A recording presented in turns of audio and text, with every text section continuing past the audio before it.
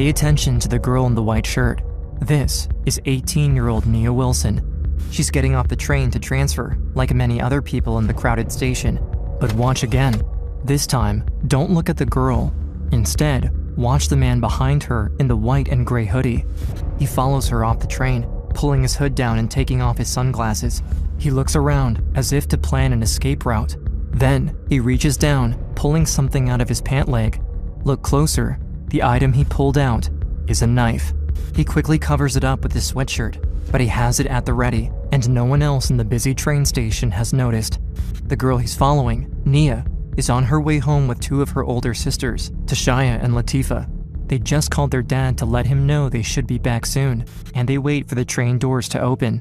But moments later, the man attacks. Taking advantage of the panic that follows, he blends in with the crowd. He runs down the stairs and exits the station, running through the gate before seeing police outside. Recorded on an officer's body cam, he pretends to be a witness to the attack, telling them someone was injured on the platform. He waves them up, and they run to the scene to help the girls, unknowingly letting their attacker get away. He escapes from the station without anyone chasing after him, and he runs to a nearby parking structure. Then, he changes into a different hoodie, putting the other in a backpack, and he takes off his shoes and sweatpants. Next, he runs out and over to a bus stop. When a bus pulls up, he fakes an injury so he can get a free ride. After getting off the bus and away from security cameras, he disappears. He believes he thought of everything to escape justice, but in this footage, police will find the crucial mistake he made during his getaway that will ultimately lead to his capture and avenge the sisters' attack. It's July 22nd, 2018. Around 9:45 p.m., the girl's dad gets a frantic call from his daughter, Tashaya. I couldn't understand what she was saying. All I could recognize her saying was Bart. I figured maybe they got into a little skirmish with somebody on Bart. Unsure of what he'll find, he rushes to the car right away and drives to the MacArthur BART station, or Bay Area Rapid Transit. All he knows is that his girls are in trouble, but what he sees there is worse than he could ever imagine. When I got there, I see a bunch of ambulance and police. I see them loading Latifa in the ambulance. I seen blood dripping down her arm, and I asked her what happened. She just said, go check on Nia. I turn around, I run up the stairs at Bart, and I see my daughter's body. It's the hardest thing I ever experienced in my life. Seeing my baby dead. It's impossible for Nia's dad to wrap his head around what he's seeing. In less than 3 minutes from when she was stabbed in the neck, Nia has died. Her dad also has the heartbreaking task of calling her mom, Alicia. When she hears what happened, Alicia is shattered. In disbelief, she leaves her home in Sacramento and heads for Oakland right away. It was like the longest, quietest, because I kept on waiting on them to call back and say she okay.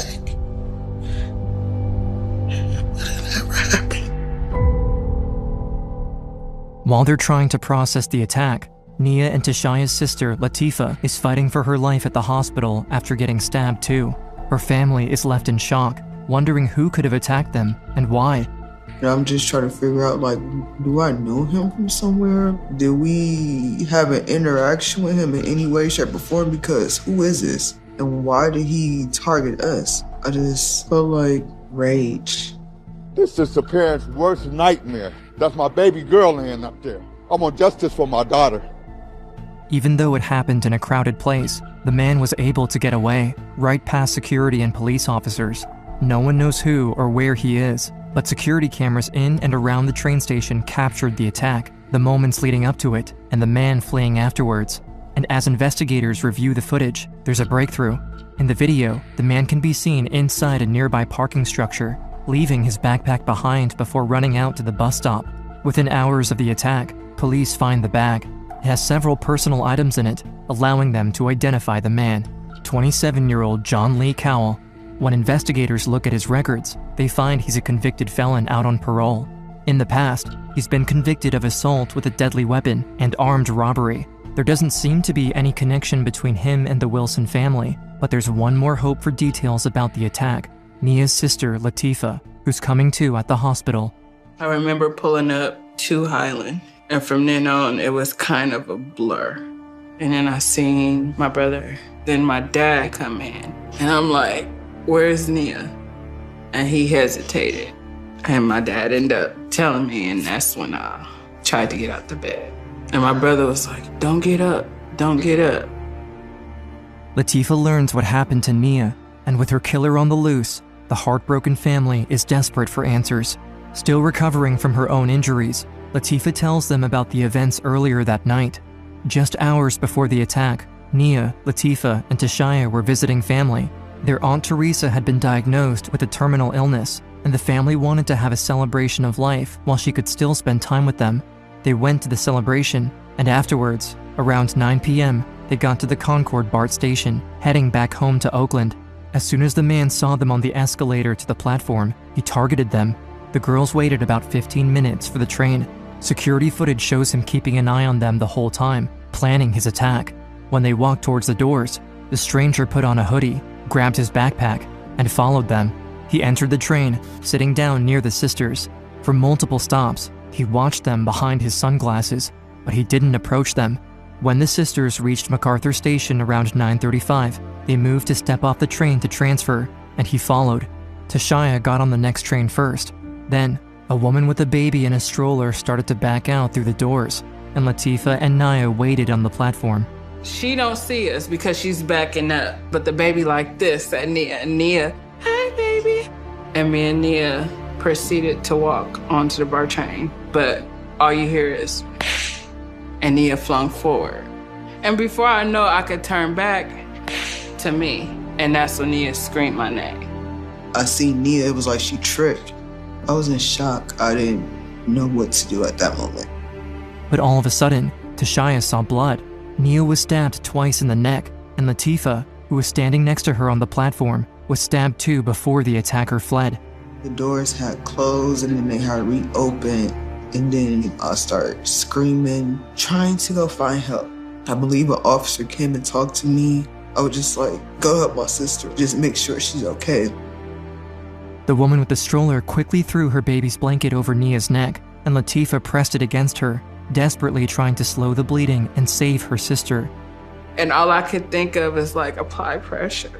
I'm not knowing if I'm hurting her. I'm not knowing if I'm making it. And then I turned around and the security guard just grabbed me. It was like, you've been stabbed too. The security guard pulled her away, but Latifah didn't care about her own injuries. All she could think about in that moment was her sister. I still feel that guilt of I couldn't save her. She just yelled my name. Tifa, Tifa, Tifa. And what did you say to her in those final moments as you were with her? I love her. And we're gonna get through this. And I said, I got you, baby, I got you. You're my baby sister. Latifah and Tashaya would do anything to catch the man who took their little sister away from them. Before her death, Nia had worried about the possibility that she or her loved ones might someday be attacked solely because of their race. She had told her family that if something like this ever happened to her, she wanted them to keep fighting to hold the attacker accountable. Now, facing Nia's fears coming true, her family refuses to let her killer get away with it. Nearly 12 hours after the attack, there's renewed hope of bringing the man to justice when police share his photo and information with the public. He is a violent felon who is currently on parole, and we currently have an active arrest warrant for his arrest for the murder of Nia. But when I tell you all my brothers, sisters, cousins, everybody was looking for him.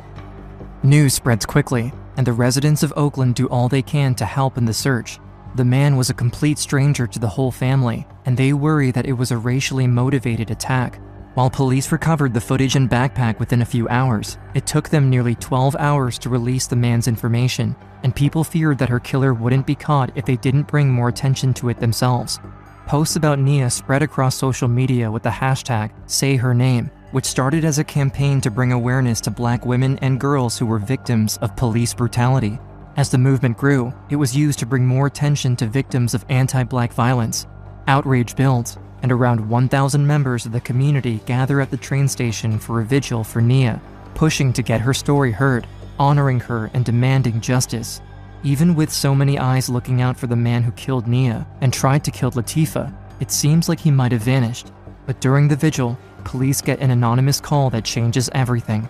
The caller says they're on a BART train, and they recognize someone on the train with them as the man they've been looking for, John Cowell. The train is headed right towards MacArthur Station, the scene of the crime, and where the vigil is being held.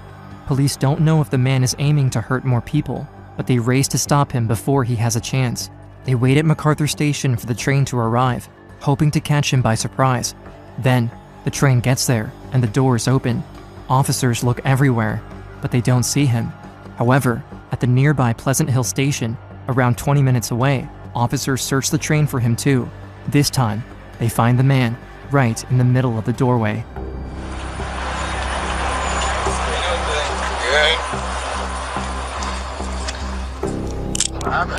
See you in a minute. What's your name, sir? John Cowell. He doesn't put up a fight or try to run, and officers arrest him without incident. Less than 24 hours after the attack, the manhunt has come to an end. But while the man seems cooperative in this footage, he still has a plan to try to escape justice. In February of 2020, John Lee Cowell goes on trial. He has a history of mental illness, and he pleads not guilty by reason of insanity. When he testifies, he leans into it, saying he believed the sisters were aliens who kidnapped his grandmother. He just made a mockery out of it, like the things he was talking about up there because he wanted to play crazy. At one point, I intended to play the video to demonstrate that he knew what he was doing. He started screaming, yelling, cussing at me, telling me that I knew he was innocent and simply disrupting the courtroom. Even after the judge repeatedly warns him to stop, he continues his rant, cursing at the prosecutor, and gets removed from the courtroom. The security footage from the night of the stabbing makes it clear he had a plan to attack and escape, even having a backup outfit to change into afterwards. He targeted the sisters instead of anyone else at the station, and the prosecution considers charging Cowell with a hate crime as well. There were many women and people who entered into the BART platform. He did not focus on any of them. As soon as he saw 3 young African-American women, he fixated on them, and every indication, every angle of the surveillance makes that very clear. While he was in custody, he went out of his way to engage an African-American deputy and proceeded to call her lots of racial slurs as well. There's no doubt in my mind that the assault was racially motivated. You killed her because of her skin. You didn't kill her for anything else. But with how difficult it would be to prove it was a hate crime, District Attorney Butch Ford recommends seeking premeditated murder and the special circumstance of lying in wait because he watched and followed them onto the train before attacking at the station. The family agrees, hoping to send him to jail for the rest of his life. And as Ford reviews the phone calls Cowell made while in custody, he makes a breakthrough. Mr. Cowell was happy to speak to his mental health caregivers because Mr. Cowell had mental health issues. There's no disputing that. But he also was forthcoming that he needed to stop taking his medication so that he could appear more crazy when the trial started. I think it was an absolute show. During the trial, he tries to play up the idea that he can't control himself and doesn't know what he's doing. But the judge isn't fooled by his antics, ruling that he was sane at the time of the attack. John Cowell is convicted of the murder of Nia Wilson, the attempted murder of her sister Latifah, and the special circumstance of lying in wait. He is sentenced to life in prison without parole. With him behind bars for the rest of his life, Nia's family can finally start to move on with theirs.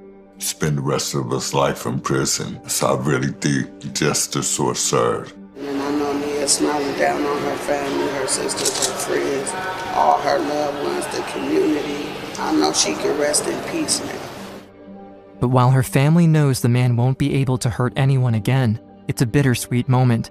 Now that the trial is over, they struggle to move on, grieving the tragic loss and reality of life without Nia. It's still a shock and overwhelming.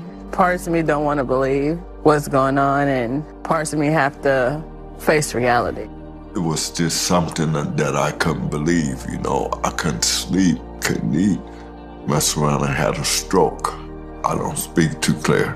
I have limited use of my right side. While it's a long, healing journey, Nia's family members each have their own ways of finding the strength to keep going. My dogs keep me up. We have a husky. She's very spoiled and she made me take her out for walks. She keeps me going. She's my therapy. Nia's sisters still grapple with the guilt of surviving the attack, but with the help of therapy, meditation, and loved ones, Tashaya and Latifah are able to find themselves again. They know Nia would do anything to make them happy, and they see how her story spreads, impacting people across the country. The community comes together because of her, with hundreds of people showing up to her funeral. She was dressed in gold and white, had a white casket. They gave her a carriage ride, released doves. It was beautiful. The name Nia comes from the Swahili word purpose. Nia's purpose lives on through others after her death. She was passionate about fighting for equal rights. She constantly put others ahead of herself, spreading kindness and compassion wherever she went. When I think of Nia, I think of sunshine, big, bright, beautiful smile. That was my baby. Like, a sister's love can never be defined. Nia was very close with her friends and family, and she touched the lives of many near and far. Tributes continue to pour in across social media, with friends, strangers, and celebrities bringing attention to her story. NBA star Steph Curry hosts a high school basketball showcase, and he dedicates the game to Nia, raising over $20,000 for her family. Her school also honors her at what was supposed to be her graduation. The class of 2018 is not complete without one more graduate. I'm very proud. This is an achievement that me and my daughter sat down and spoke of several times, and it's so heartbreaking that she's not here to experience this for herself.